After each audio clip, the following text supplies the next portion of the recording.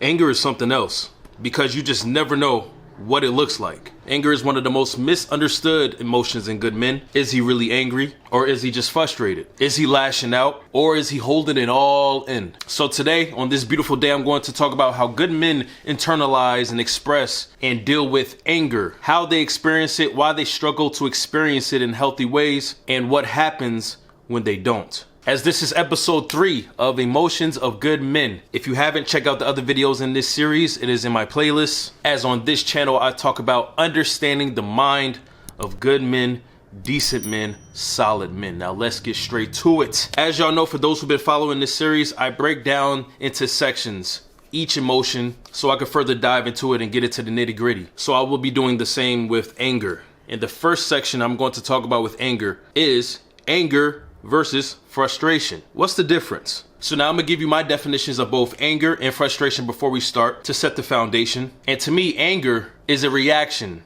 to feeling wronged, disrespected, or threatened. It's more immediate and explosive. Now, frustration builds over time. It comes from feeling undervalued, unappreciated, unheard, feeling stuck. For an example, a man gets angry when he's disrespected, but he gets frustrated when he feels like his efforts go unnoticed. You see the difference between the two? There is a time difference. There is a different process of development between the two. And there are different reasons for the two. So now that we got the definitions of anger and frustration out the way, let's move on to the second section of anger and frustration, and that is why good men struggle with anger and frustration. And the first point I'm gonna bring up when it comes to anger and frustration in good men is that a lot of them are taught to control it. Society is good with telling men to suppress it. Suppress your anger, suppress your frustration. Don't show it, hold it in, because you know what will happen if you do. You know you're the first one that's gonna get locked up. When the cops come to your door, you're going away. You're not supposed to show emotion. A lot of men are taught this.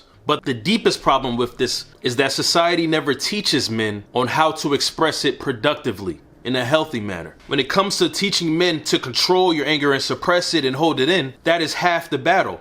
That is half the development. That is half of the teaching, because men should actually be taught how to deal with it. It's not just about holding it in, because that is not the cure to anger and frustration. It is about expressing it in a mature and healthy way so that it can be dealt with, so that it can be communicated, so that it can be solved. I am a firm believer that when you suppress things, when you hold things in, it is cancerous. Just think about all the people that hold grudges over years and decades. And they're thinking about this person in an ill manner, and they are angry about this person for whatever they did to him or feel like they did to him. But the only person that's being hurt in this is the person who is angry, who's holding it in, who's holding this grudge. Because real talk, that other person that they're mad about is probably not even thinking about you, not thinking about your anger, how you feel about them. They are probably living their life all good and merrily, but you're the one that's holding on to the anger.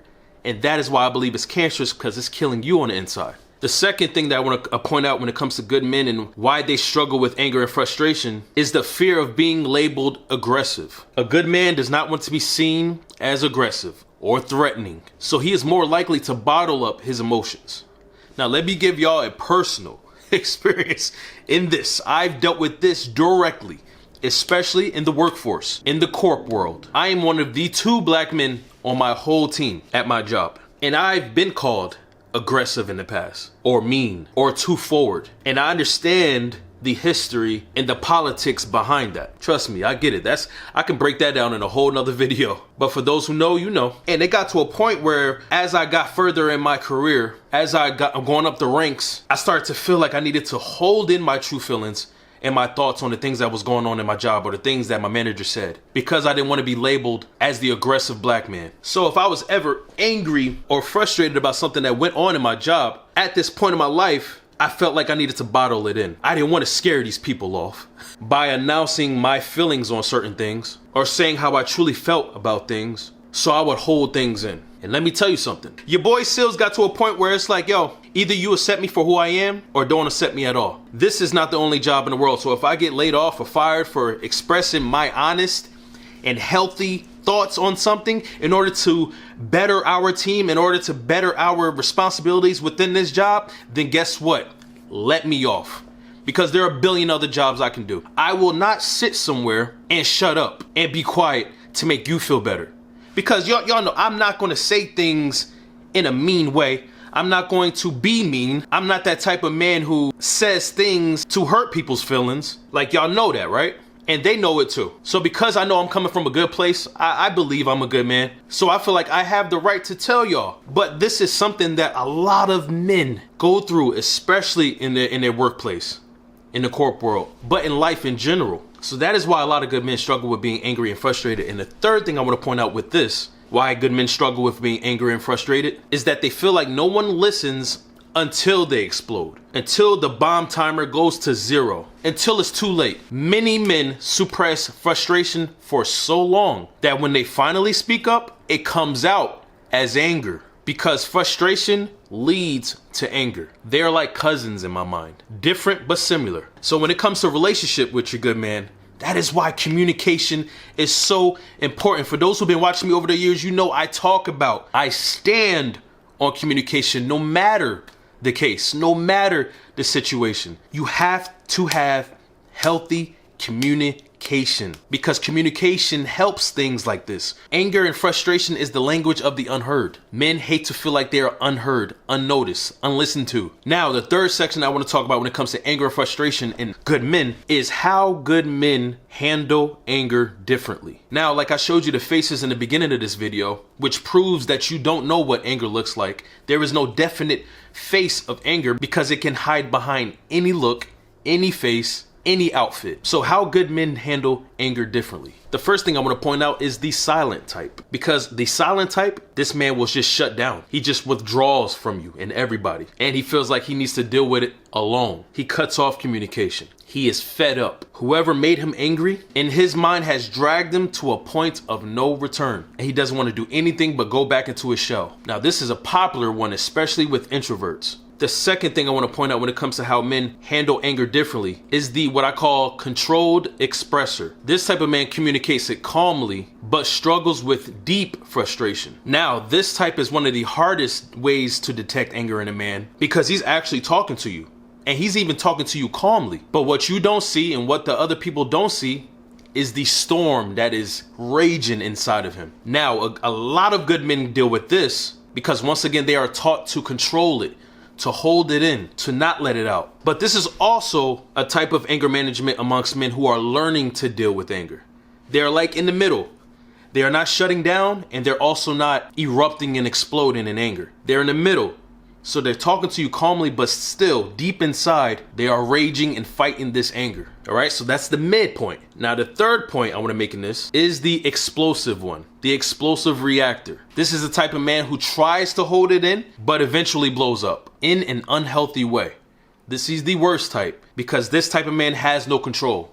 He has no discipline. It could be because he has not been taught about anger management. It could be emotional problems, mental problems. It could be so many things. But this is a very dangerous type of anger management in a man, because he has no handle on himself. So some men get quiet when they're upset, while others lash out when they feel unheard. And the fourth section of this, when it comes to anger and frustration in good men, is how to help a man process his anger in a healthy way. Now, before I even get to the points of this section, I want to tell y'all something. One thing I don't believe in is a partner being the solution for a man's anger. I do not believe a girlfriend or a wife should be the solution to her boyfriend or husband's anger. Now, this is why. Anger is a layered, complex emotion, because most people do not know the roots of the anger. They do not know how deep the anger goes. But also with anger, you do not know the person's limits, the cap on their anger, what they're willing to do, the harm they are willing to create to themselves and you. Anger is complex because it can be an unlimited explosion, an unlimited and uncapped fireball. You don't know the beginning or the end. All you know is that you're in the midst of it. So I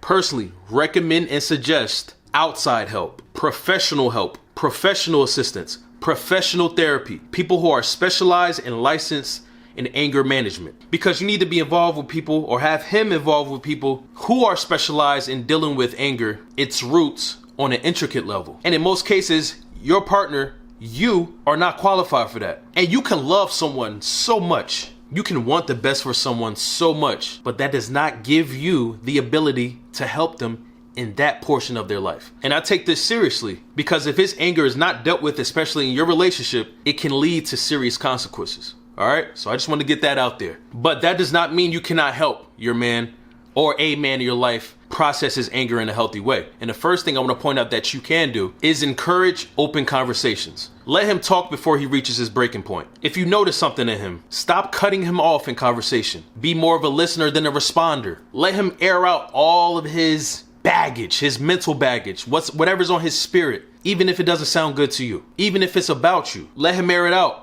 But this also helps you as the listener because now you get to know what's on his mind. Because sometimes you're not even aware of what your man is angry about or frustrated about, especially with you. Because sometimes we can be about ourselves so much that we don't see other people and what they're going through. So in this moment, you have to show out in being an ultimate team member, a team partner. The second thing I suggest that you can still do outside of professional help is create a safe space. Make sure he knows that he's not going to be judged by you for expressing his feelings, whatever he's thinking. Let him know that you are his best friend and that you're there for him. Y'all are in this together. And even physically in your home, you can dedicate a room or a space in the house for y'all to have healthy communication, void of distractions like TVs and noise. It's just you, him, and the room. So y'all can have those healthy conversations, but just between y'all and y'all alone. The third thing I want to point out and how you can help a man deal with his anger is acknowledge his feelings, not just his reaction. Now, this was a tough one for me because back in the day, I was kind of sensitive about how people reacted to me or the things I said to them. I used to take things personally, like, who you talking to? I don't play that. But then I realized as I grew up and matured that you just never know what people are going through. And sometimes their reaction is not truly meant by them. So I learned on how to deal with them and what's going on the inside of them and not just how they're reacting or acting. It took a while, but I got there. Sometimes simple things said like, okay, I see your point of view and why that upsets you. It's okay.